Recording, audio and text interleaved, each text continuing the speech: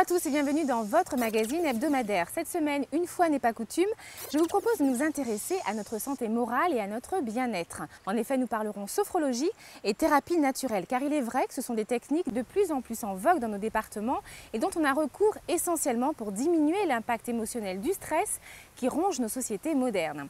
Alors avec notre première invitée, nous verrons ce qu'est la sophrologie, à qui elle s'adresse, dans quel cas et ce qu'elle ouvre comme possible. Et puis ensuite au programme relaxation et détente, en gros la zen attitude avec Vanessa Thivan. Mais tout de suite, c'est le mot du psy.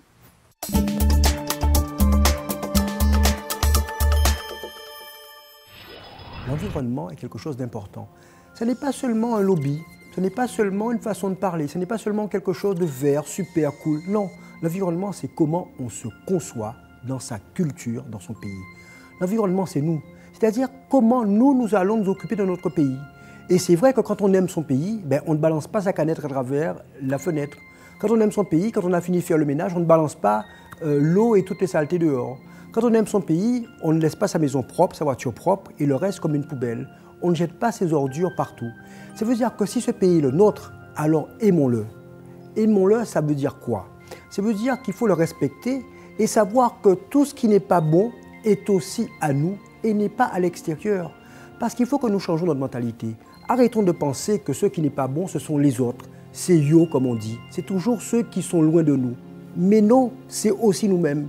Et nous aurons un pays propre si nous-mêmes nous sommes propres dans notre pays. Ça veut dire quoi? Quand on détruit, quand on casse, quand on souille, quand on salit, c'est nous-mêmes que nous salissons. C'est la boue qu'il y a en nous qui ressort. Or, cette boue, nous l'avons tous. Sachons la garder pour nous, en nous. Ne la jetons pas au visage, au regard des autres. Sachons la gérer pour qu'elle puisse être quelque chose d'acceptable dans des lieux prévus pour ça. Autrement dit, environnement, c'est aussi qualité de vie, c'est aussi réflexe de survie pour soi et amour de son pays grâce à l'amour de soi-même.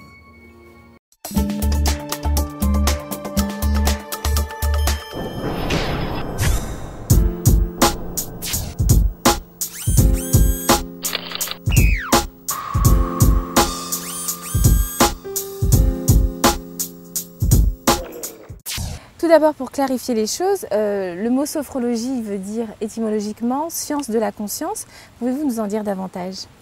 Alors il s'agit plus précisément de la science de l'harmonie de la conscience. Voilà. Donc la sophrologie a été inventée en 1960 par un Espagnol, le professeur Alfonso Caicedo, qui est neuropsychiatre et c'est quelqu'un qui a énormément voyagé. Et fort de ses déplacements en Inde, au Japon et au Tibet, il a intégré des techniques de relaxation orientale aux connaissances de la médecine occidentale pour créer une nouvelle méthode naturelle et originale. Donc cette méthode, c'est une méthode qui éveille la conscience et qui nous amène justement à développer notre existence. Alors pour que l'on comprenne mieux, comment se déroule une séance de sophrologie? Alors la séance se déroule de la façon suivante. Donc le sophrologue accueille son patient. Donc, l'écoute très attentivement. Ensuite, cette première séance, en fait, c'est un premier bilan qui va définir les objectifs, va définir la méthode à appliquer, les outils aussi adaptés. Ensuite, par une voix lente et monocorde, le sophrologue va amener tout doucement son patient à un relâchement mental vers un niveau que nous appelons le niveau sophroliminal. Alors c'est un niveau qu'on expérimente chacun de nous 2 fois par jour.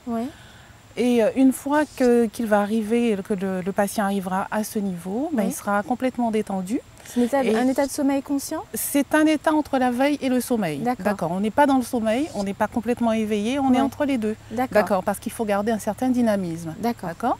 Donc dans cet état, ça permettra justement au patient de vivre l'instant présent, avec un sentiment de paix, de sérénité, de détente.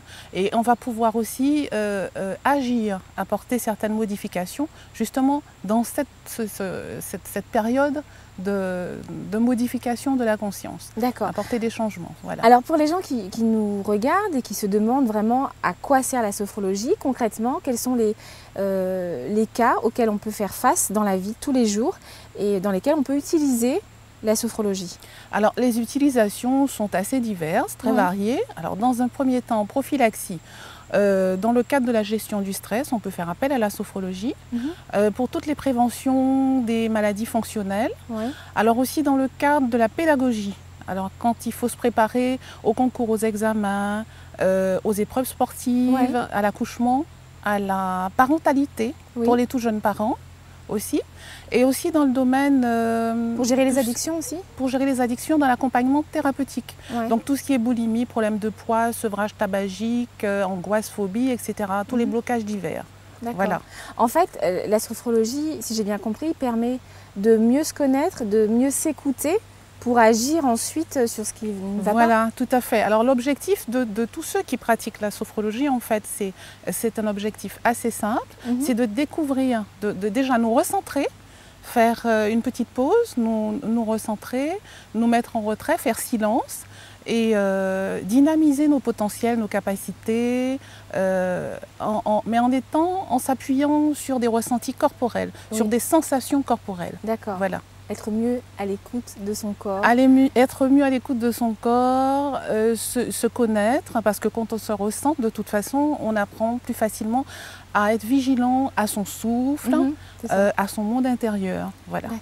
Alors, chose promise, chose due, après la détente morale, place à la détente physique, puisque nous parlons massage. Tout de suite.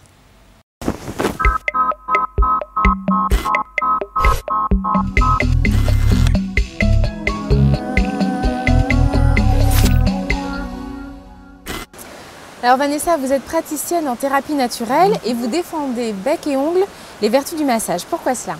Parce que le massage est une technique qui s'utilise depuis très longtemps et qui a différentes vertus, donc aussi bien émotionnelles que psychocorporelles. Donc on ne peut pas allier le corps si on n'allie pas l'esprit.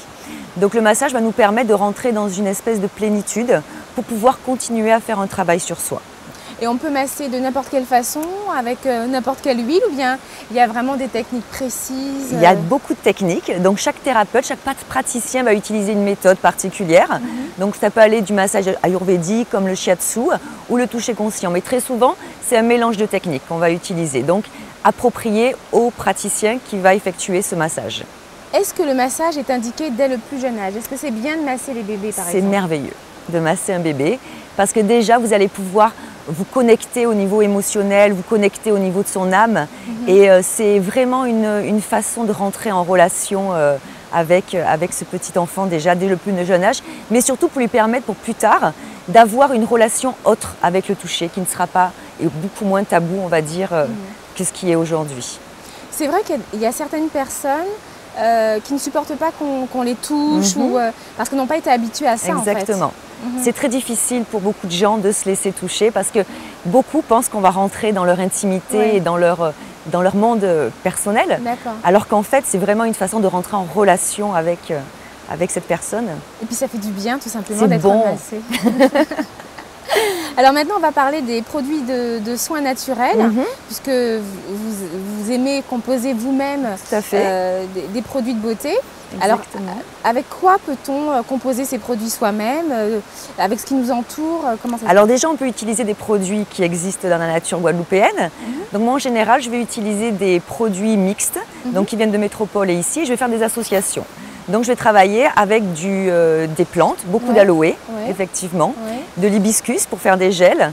Et donc je vais prendre des huiles de base qui sont de l'huile de coco éventuellement, de l'huile de sésame, beaucoup, pour faire le massage. Alors quelles sont les propriétés? Par exemple, si vous faites une mixture, huile de coco avec aloe vera, ce sera pour quoi par exemple? Alors si on fait un mixte, pour une huile de massage, on va faire du sésame par exemple, avec un petit peu de coco et on va associer des huiles essentielles dedans. Et là, ça va avoir des vertus assouplissantes, adoucissantes. Hydratantes pour la peau? Hydratantes aussi. Mais ce qui va être primordial, ça va être les huiles essentielles qu'on va associer. Parce que chaque huile va agir au niveau de son émotion, d'une émotion particulière. Donc il y a la lavande, il y a des agrumes, il faut faire attention avec les agrumes, parce que c'est photosensibilisant. Mais ça peut déclencher des allergies? Exactement, si on va au soleil. Mais en général, on va faire plus... moi, j'utilise beaucoup la lavande, en général. En gros, il faut utiliser un petit peu ce que la nature nous offre. Exactement. Voilà, ce qui est autour de nous et Voilà. dont on ne prête pas suffisamment attention. Tout à fait, c'est faire des associations. Voilà. C'est ne pas oublier ce que la nature nous donne Ouais. et en même temps être créatif. Parce que le but de fabriquer ses propres produits, c'est de devenir créatif. Merci Vanessa. Merci Valérie. Allez, tout de suite, on passe à notre conseil diététique du jour. Et puis ensuite, prenez bonne note pour les rendez-vous de la semaine prochaine grâce à notre agenda.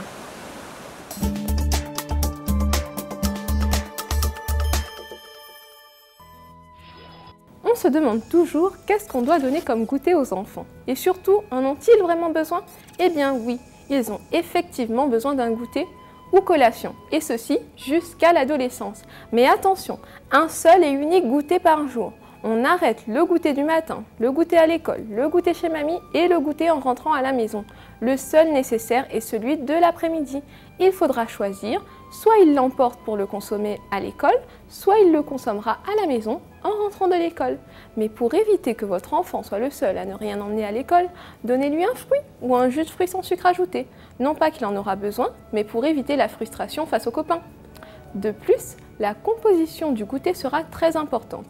Il doit servir à apporter des éléments nutritionnels indispensables à la croissance. Les enfants ayant un besoin accru en produits laitiers, au moins 4 par jour, le goûter devra donc en contenir un. Il pourra être associé à un fruit ou un produit céréalier, comme un morceau de pain par exemple. Par contre, on évitera tout ce qui est gâteau sucré, viennoiserie, chips ou barres chocolatées. Ce sont des aliments plaisir qui ne doivent pas être considérés comme un goûter normal par l'enfant. Il doit être conscient que cela restera occasionnel. En résumé, un petit sandwich au fromage ou un yaourt accompagné d'un fruit sera un très bon goûter équilibré pour un enfant.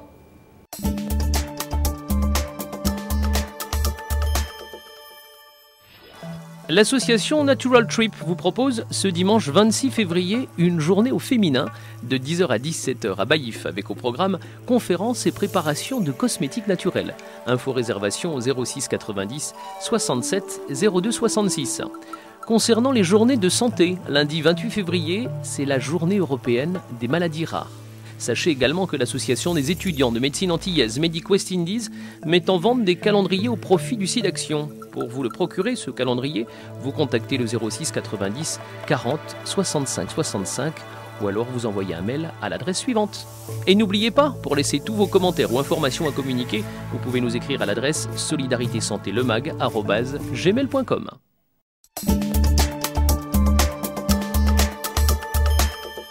Voilà, votre magazine touche à sa fin. Pour conclure sur le sujet du jour, on se quitte sur une citation du moraliste français Vauvenargues. Il faut entretenir la vigueur du corps pour conserver celle de l'esprit. Très très bonne semaine à vous et rendez-vous la semaine prochaine pour une nouvelle émission.